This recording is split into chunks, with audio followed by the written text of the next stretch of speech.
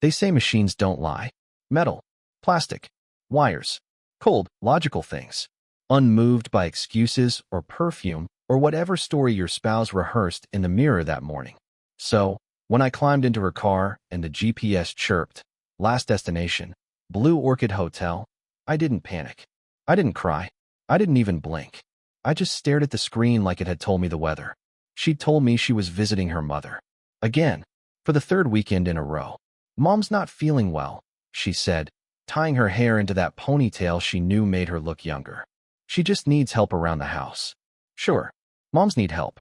Just didn't think the house in question had room service and mood lighting. But let's rewind. The week before that, we were fine. Or at least playing the part convincingly. Our life had the usual grown-up camouflage. Matching bathrobes, shared Netflix account, joint checking. The works. She still kissed me goodbye every morning. I still packed her a sandwich most days. And we still fought, of course. But about normal things. Laundry, bills, whether the dog should sleep in the bed. Nothing apocalyptic. And then, Tuesday came. She left her phone in the kitchen. I swear I wasn't snooping. I was grabbing coffee, saw the screen light up. Hotel confirmation, Blue Orchid Boutique stay. Her name, clear as daylight.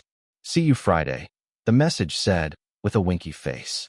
No name, just a number I didn't recognize. I didn't say anything right away.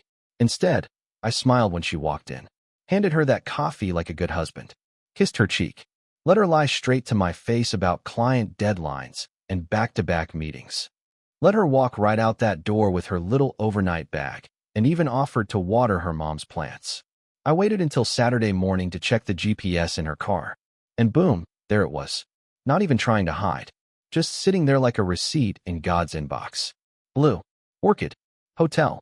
That GPS didn't owe me loyalty. It just told the truth. And the truth was about to take me to a place no husband should ever have to go. That I don't know what I expected pulling into the Blue Orchid's parking lot. Maybe a sign. A lightning bolt. A concierge who'd pull me aside and say, "Sir, you don't want to do this." But nope. Just a valet yawning into his fist and a woman in heels dragging a suitcase with one squeaky wheel. The hotel looked expensive in that trying too hard kind of way. Faux marble pillars, fountains that sounded like they were whispering secrets. The kind of place that charged extra for bottled water and intimacy. I parked 3 rows from the entrance and stared at her car. There it was. Her gray SUV. Still had that dent on the bumper from when she hit a trash bin last Christmas. License plate crooked like her stories.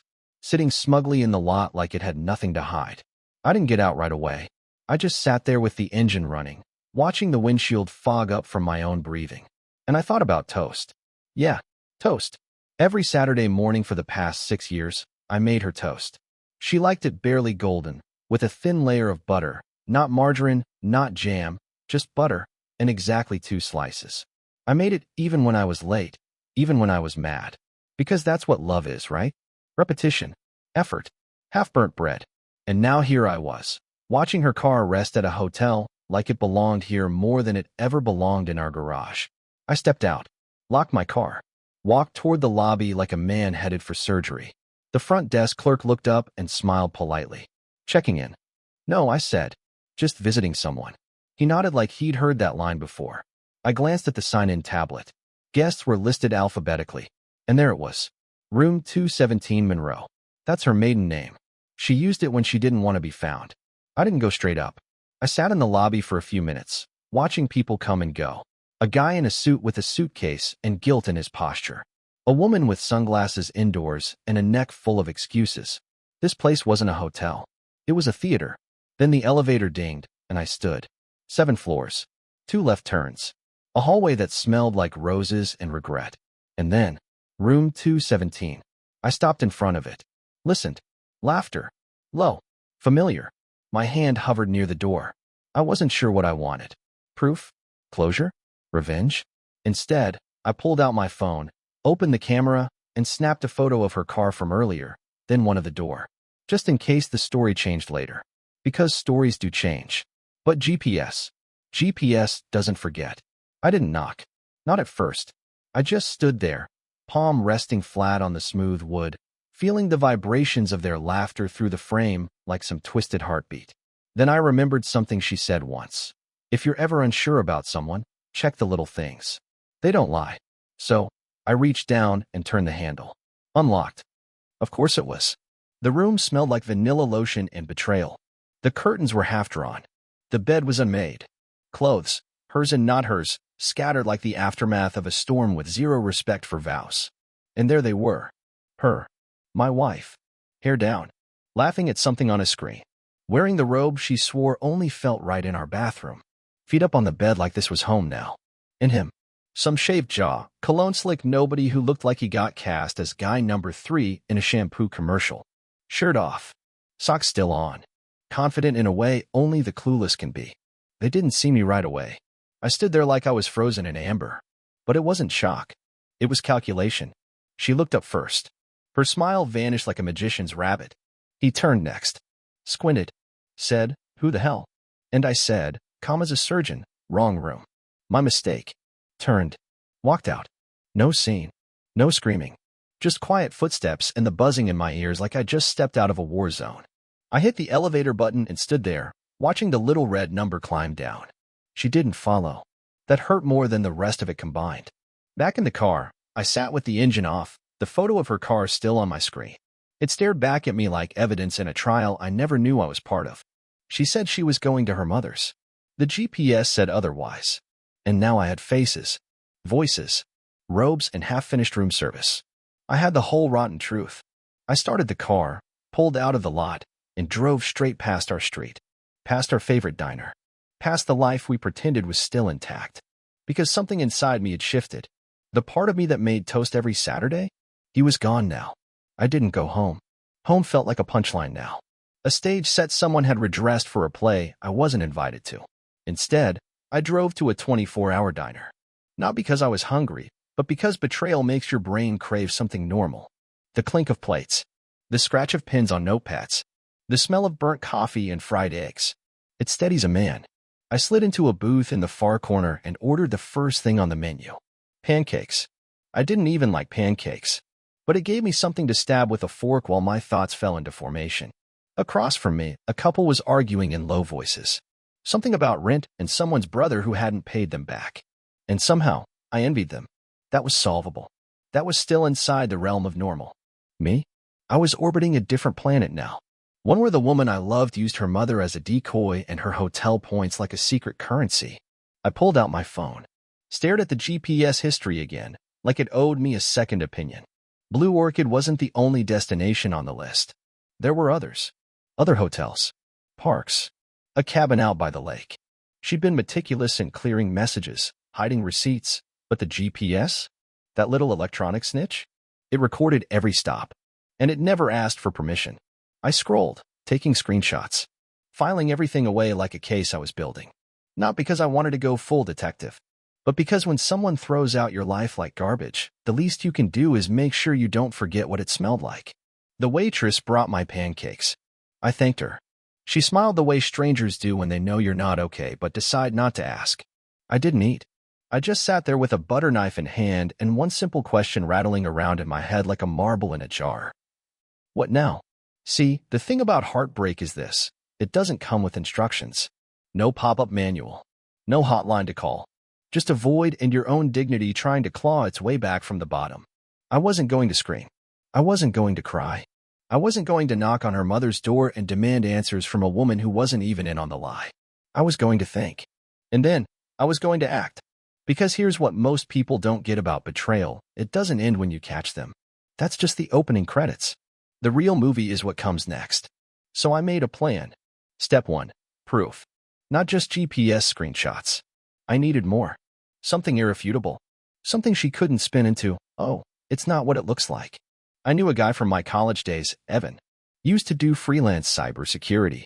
I hadn't talked to him in years, but we played poker every third Saturday back then. I texted him.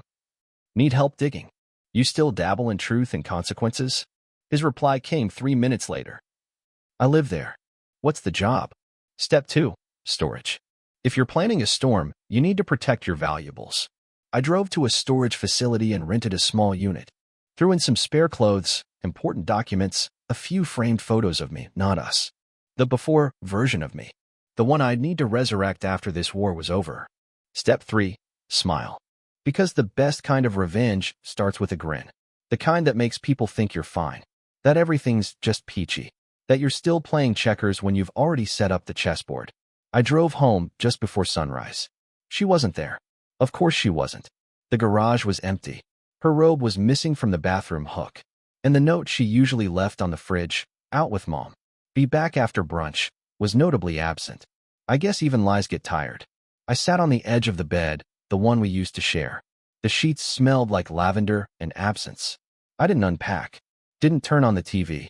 I just opened my laptop and started writing. Not a letter. Not a confession. But a document titled, "What She Took." Not physical things. No. Emotional inventory. She took my trust. She took my time. She took my plans for the next 20 years and rewrote them in invisible ink. She took Saturday mornings and made them suspect. She took the word, "I'm fine," and hollowed it out like a rotted tree. I kept writing until the sun rose. Then I closed the laptop and whispered aloud to no one in particular. Okay, that's enough grieving. Because I wasn't going to chase her. I wasn't going to confront her. I was going to build the ending she never saw coming. Not out of rage. Not out of impulse. But out of clarity. Cold. Quiet. Surgical clarity. She wanted me gone. Fine. But I wasn't going to walk out broken. I was going to walk out better. And when I did, I was taking something with me she couldn't replace. The next few days, I smiled more than I had in months. Not because I'd moved on. Not because I'd forgiven her. Because I was crafting an exit so smooth, so complete, she wouldn't even notice she'd lost me until the key stopped working in the door. Let's start with the basics. Silence. Silence is power. People expect explosions after betrayal. They brace for shouting, ultimatums, maybe a scorched shirt in the front yard. But me? I did laundry. I washed her wine glasses. I folded the towels the way she liked, tight, hotel style. And every second of it, I was documenting. The car's GPS? I downloaded the entire travel history and emailed it to a new, private folder. The hotel screenshots? Saved with timestamps. Labeled by date. Organized like court evidence. Then, I turned to the cloud. See, modern infidelity doesn't hide in shadows. It hides in sync. Shared iCloud accounts, automatic backups, mirrored messages. Most cheaters never bother checking if the apps they use to lie are quietly backing up the truth behind their backs. She hadn't. Turns out, the man she was meeting, his name was Drew, wasn't just a hotel hobby. He was a repeat destination. Same hotel, different rooms. One time in a rental cabin, another in a downtown loft. Their conversations, filled with just enough vagueness to sound innocent in court, were anything but innocent to a husband who knew the truth behind her favorite emojis. Evan, my tech-savvy poker buddy, came through like a miracle in jeans and caffeine. Forwarded every backup to the secure server, he said over coffee, sliding a USB across the table. Also, your girl's been sloppy. You got enough here to make a priest question baptism. I didn't flinch. Good. Evan nodded, stirring his drink. You want me to keep digging? No. I said, standing. I've got enough to build the gallows. Now I just need to hand her the rope. Back home, I watched her more closely than I ever had in our entire marriage. Not out of jealousy. Out of curiosity. She wore her lies like jewelry. Pretty, polished, and only noticeable if you looked close enough. She still kissed my cheek on Tuesday. Still made pasta on Friday. Still curled her hair when she went to Mom's. But now I noticed the pauses. The glances at the clock. The way she texted with the screen tilted slightly away. The way she said love you on autopilot, like a cashier saying have a nice day to someone she'd never see again. I wasn't angry anymore. Just fascinated. Like watching a magician rehearse a trick you already know the secret to. I could have ended it there. Confronted her. Kicked her out. Gone full movie ending with tears and drama and slamming doors. But see, that's not justice. That's therapy. And I wasn't after healing. I was after clarity. So I made moves. I contacted a lawyer. Not for the drama, but for precision. Quietly shifted half the money from our joint account into a new one. Legal. Clean. Controlled. I visited the HR department at work. Updated my emergency contact. Removed her access to my health benefits. And then, I did something she'd never expect. I started acting happy. Genuinely, obnoxiously, suspiciously happy. I whistled in the kitchen. I started running in the mornings. I told her I'd signed up for a woodworking class. I hadn't. I even joined a book club. I did. Mystery novels. Seemed appropriate. It drove her crazy. "What's with you lately?" she asked one night, holding her wine like it was a prop in a play she forgot the lines to. "What do you mean?" I said, smiling. "I'm just good. Life feels lighter." She nodded too quickly. "That's great." And in that moment, I saw it in her eyes, the flicker of guilt.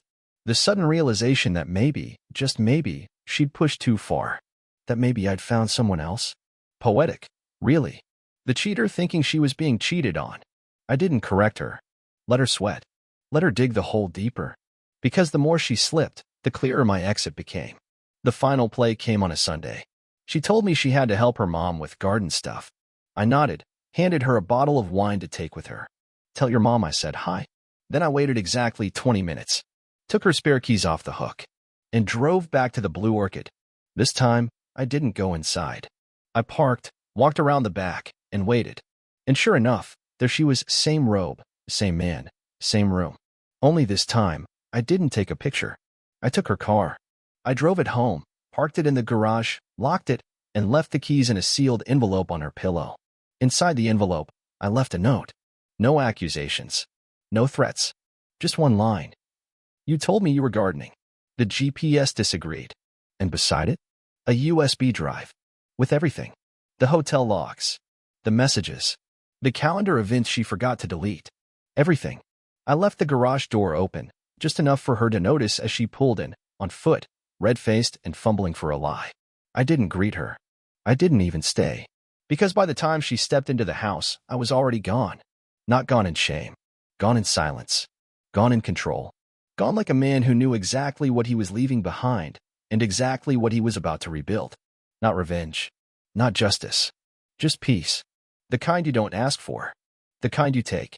She got home around 7:18 p.m., right on schedule for a lie. No makeup this time. Ponytail slumped. Her blouse looked like she tried to fold it on the drive back. She walked in like a woman who wasn't sure if the house would still be standing. It was. Just not the way she left it. Her car was in the garage, but the keys were no longer hers. Her robe was missing. I tossed it in the trash on my way out. A symbolic gesture, sure, but even symbolic gestures leave a mark. The lights were off except for the one in the bedroom. I imagined her footsteps as she walked through the front door, slow, uncertain. That familiar sound of her heels clicking on hardwood, but this time, it didn't echo with confidence. She saw the envelope before anything else. The note. The USB. She probably picked it up like it might explode. And in a way, it did. I wasn't there to watch it happen. Didn't need to be. I knew her well enough to script it out in my head. The gasp, the wide eyes, the whispered, "No, no, no," as she clicked through folder after folder of her own unraveling. Evidence not gathered in rage, but in restraint. Not a single message deleted. Not a single timestamp altered. She could deny a lot of things. But she couldn't deny GPS coordinates. Or photos of her car parked in front of hotels. Or the screenshots I had of her texting Drew, saying things like, "He still has no idea." Sometimes I wonder if he's just too dumb or too kind to see it. That one stuck with me. Too dumb or too kind. Well, she was about to find out just how unkind I could be. Meanwhile, I was sitting in a hotel downtown. Not the Blue Orchid God, no. I had standards. This one was business class. Clean. Quiet. Anonymous. It was the kind of place that didn't ask questions when a man checked in with nothing but a duffel bag and a reservation made in cash. My phone buzzed. 6 missed calls. 3 voicemails. All from her. First one. Panic. "Logan? Where are you?" I got home. And the car, the note." "Please, can we talk?" "I'm sorry. Just call me." Second one. Desperation. "Please. I made a mistake, okay? I know I did. You don't understand. It wasn't serious. It didn't mean anything. I was just confused." Third one. Bargaining. "Let's go to counseling. I'll quit my job. I'll do whatever it takes. Just come home." I didn't listen to the rest. She was still trying to sell a house that had already burned down. The next morning, I went back, not to talk. Not to yell. Just to collect. She was in the kitchen, sitting at the table in her oversized sweatshirt, the one that said Napa Valley across the chest. Her hair was tied up, eyes swollen from crying. Makeup streaked. And yet, somehow, she still had the nerve to look surprised when I walked in. "Logan," she whispered, like I was a ghost she'd summoned by accident. I told you not to lie, I said, heading upstairs. She followed. Of course she did. You said you'd always love me, she said behind me, her voice cracking. And I said I'd always be honest. One of us kept their word. She flinched like I'd slapped her. Good. Words hit differently when they're carved from calm. I packed quickly. Nothing dramatic. Just what I needed, what was mine, and what she hadn't touched with her betrayal. It took all of 15 minutes. You're really leaving? She asked, standing in the doorway like she thought her body could block my freedom. No, I said. I left 4 days ago. You're just now noticing. She didn't reply. I paused, duffel over my shoulder, and looked her in the eye. That same gaze I used to hold during lazy mornings in bed. The one that used to say, "You're home." Now it said, "We're done." You didn't just cheat, I said. You planned it. Repeated it. You wrote me out of your life like I was a plot hole. And now you want to rewrite the ending. I was lonely, she mumbled. You were so distant. Always working, always tired. Don't you dare blame my exhaustion for your infidelity, I cut in, not raising my voice but sharpening it. I was tired because I was carrying us. I was tired because I was too busy making toast while you were busy making excuses. Her lip trembled. I didn't care. You made your bed, I said, walking past her. And you documented it, she muttered, like a bitter Jap. I stopped. You're right, I said. And now, so will a lawyer. Her eyes widened. Wait. Save it, I said. You used lies to build a second life. I'm just giving you the gift of living in it. Alone. I didn't slam the door. I didn't peel out of the driveway. I just walked. Calm. Measured. Like a man whose heart had been broken and reassembled with steel instead of scar tissue. By the time I reached the end of the street, my phone buzzed again. New message. From Drew. Apparently, she told him everything. Apparently, he wasn't ready for the drama. Apparently, the moment things got real, he vanished. Poetic. She broke a man who loved her for one who wouldn't even return a phone call. And now she was alone. Utterly. Gloriously. Alone. There's a silence that comes after betrayal, and odd, almost sacred quiet. It's not peace. Not yet. But it's the sound of a man no longer running after something that was sprinting away for years. The next few days, I stayed off the grid. No texts. No updates.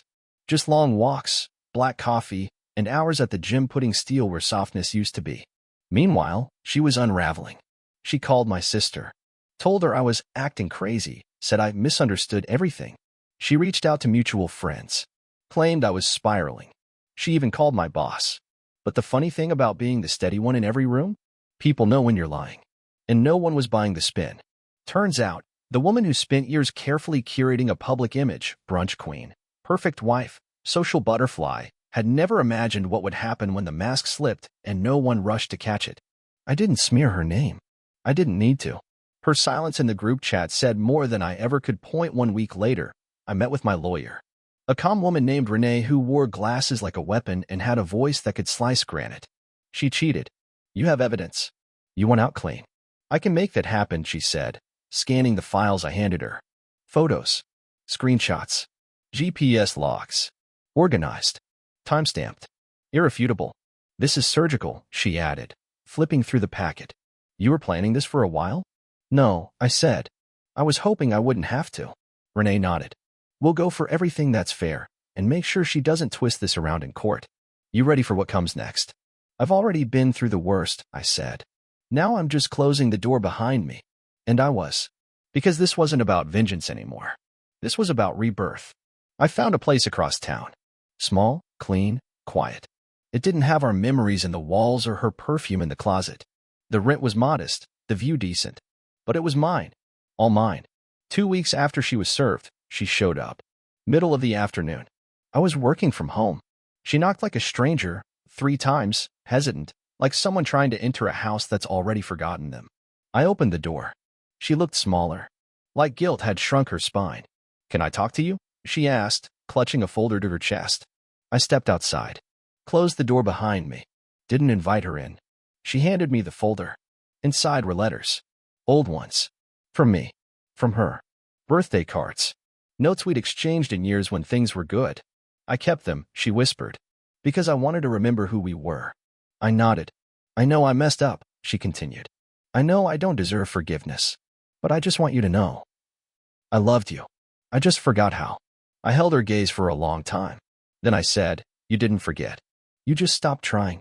There's a difference." She didn't cry. Maybe she'd already used those up. I handed the folder back. "I don't need reminders of who we used to be," I said. "I'm focused on who I'm becoming." Then I stepped back inside and closed the door. That was the last time I ever saw her. 6 months later, I sat on the porch of my new place. The grass was overgrown. The siding needed paint. My fridge made weird noises at night. But it was quiet, peaceful, honest. I had a new routine. Saturday mornings meant black coffee, no toast. I'd broken that habit on purpose. Some things you leave behind like footprints in wet cement. You don't want to revisit the imprint. I started seeing a therapist.